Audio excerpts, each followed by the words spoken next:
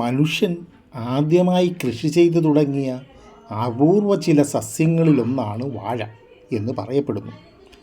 വാഴപ്പഴത്തിൽ ധാരാളം വിറ്റാമിനുകളും ധാതുക്കളും അടങ്ങിയിട്ടുള്ളതുകൊണ്ട് വാഴപ്പഴം ഉത്തമമായ ഒരു ആഹാരവും ഔഷധവുമാണ്.